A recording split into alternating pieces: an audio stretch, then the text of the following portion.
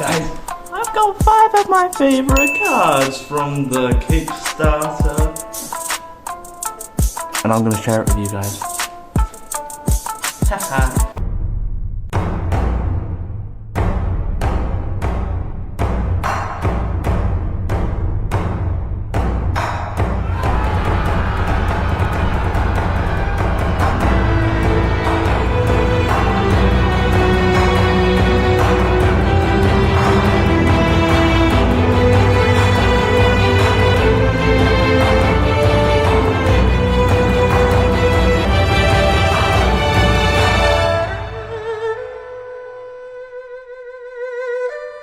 Welcome everybody to the video.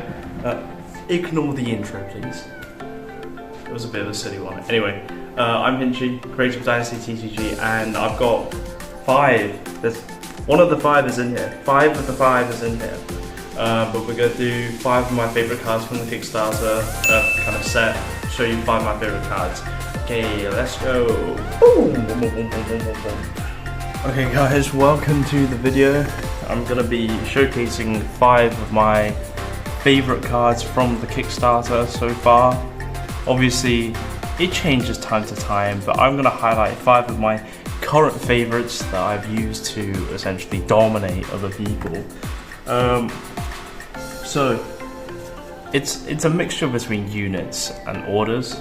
Items and structures, I'm a bit iffy about because I don't like the wall. The wall's a bit boring for me. And the sword and shield are also kind of basic. We don't like basic stuff. But let me start off with card number 1. One of my favorites is this card, Detour. Hopefully it can be seen. Detour. Yes, Detour is a wonderful card because Detour allows you to switch the position to units that you control.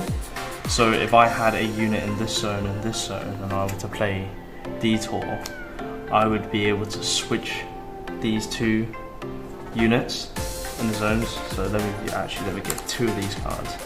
So I have 2 units here. I play Detour. I can then switch them. And that is really useful because if your opponent attacks you and one of your units is low health, you can just switch them around with someone else, which is, you know, someone that you'd prefer to die or take the damage, essentially. And it's really useful for like setting up formations as well. So if you had 2 units, you know, on the side here, and then that's not a unit card, we have another unit here, and you wanted to unite this card with this card, you could play Detour onto the field, swap these 2 together, and then you can move. Because this card doesn't act as the swap, as a movement, because it's an ability. So then you would be able to change a formation just based on moving. It's really good for field manipulation if you want to change your formations and stuff. So yeah, I really enjoy playing Detour because it just allows so much maneuverability and it takes your opponent off guard because you could literally swap. If you had a full field, you could swap any 2 units that you wanted. So for me personally, having this ability ready to kind of just swap units is really, really good and sometimes pretty critical. Okay, card number 2. It's one card that I used a lot. Intimidate. Intimidate. There we go. See if you can see that. Intimidate. Intimidate instantly retreats an enemy unit. So it's really, really good if your opponent has a champion.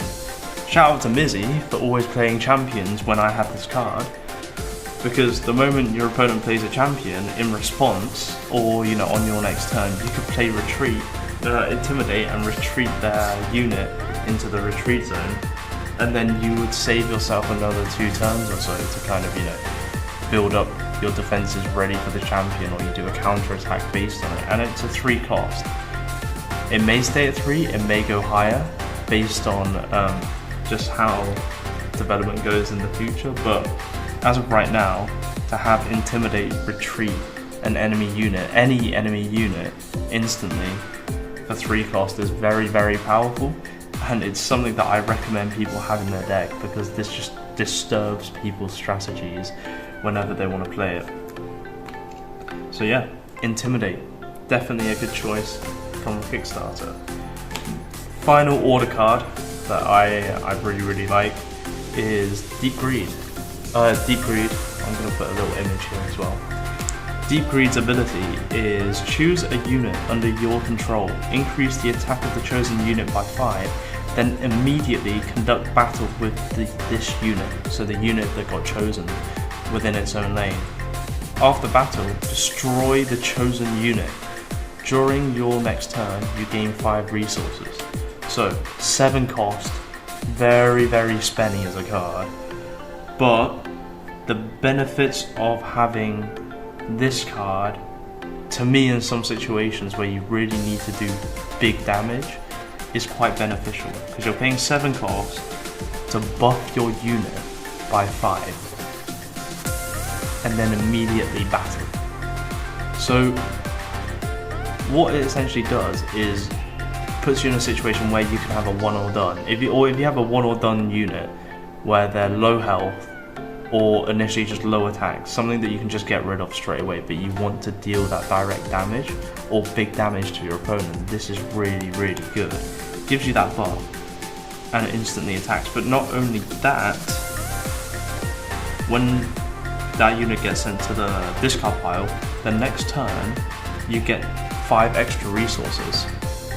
So essentially the trade-off between you losing a unit and being able to do high damage reaps you 5 resources next turn. So if you had a really strong hand, or you had a champion in your hand and you wanted to play something else, you could essentially sacrifice 1 turn by playing a weaker unit, playing this card, getting, you know, high damage on that turn with the weaker unit, get sent to the discard pile, and then the next turn you set yourself up for a champion play, which is, in my opinion, if played correctly, can be very strong. If played incorrectly, then this will be a very bad card. But for me, I have, like, you know, somewhat of a good understanding of when to play cards, so I think that's why I enjoy this card so much.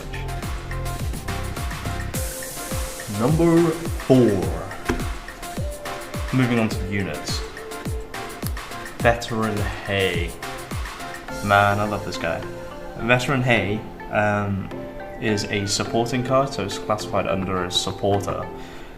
And it has a effect where it says +1 attack and 1 health to the unit this card is supporting.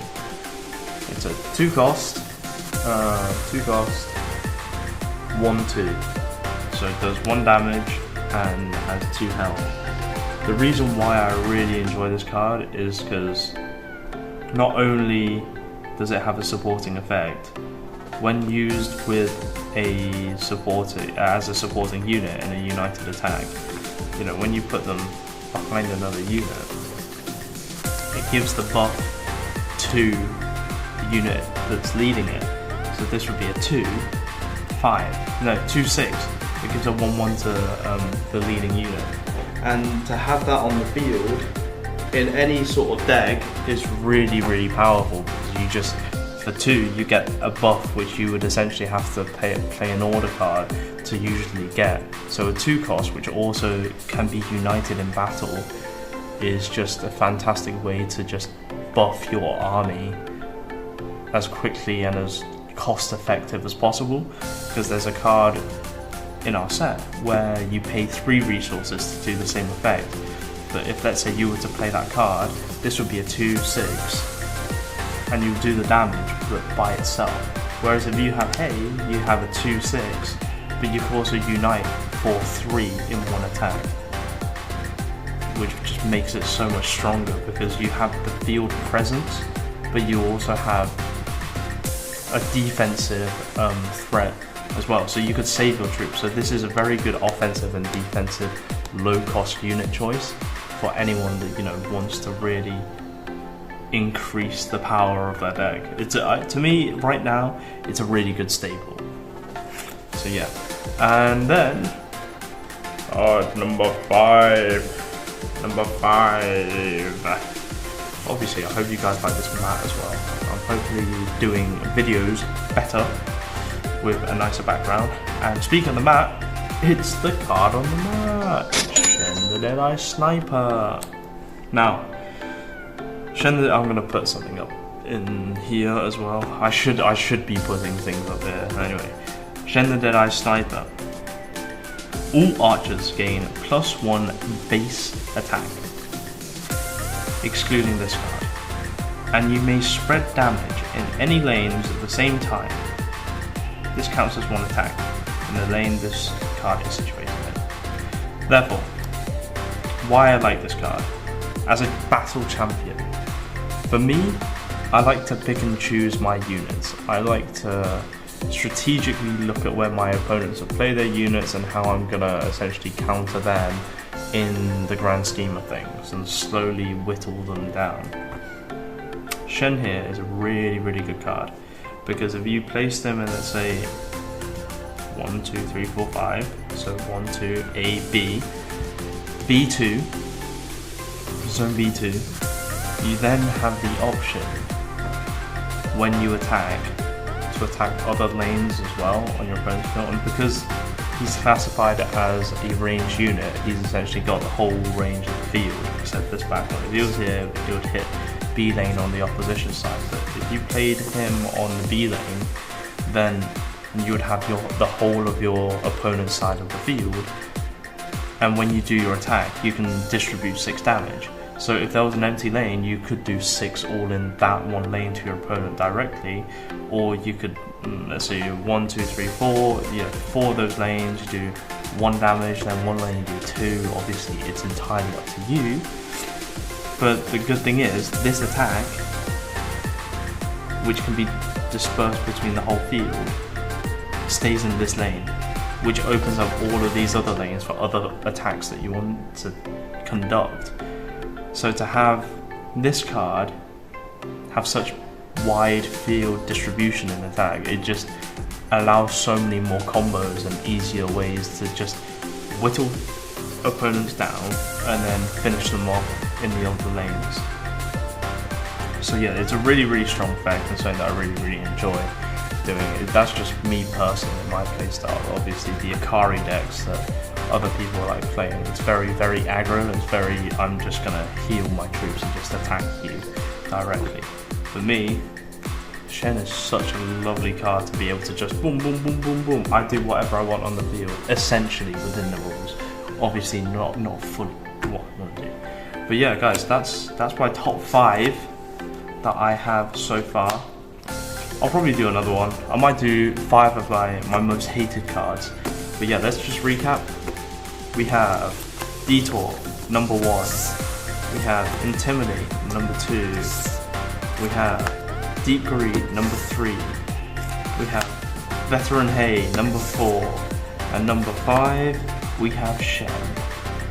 That's it guys, that's the 5. This is our favorite 5. So I hope that you guys have enjoyed this video. Remember to like, comment and subscribe. Check out all our other links that we're going to link below. Appreciate you guys and hopefully see you guys on the next one. Peace.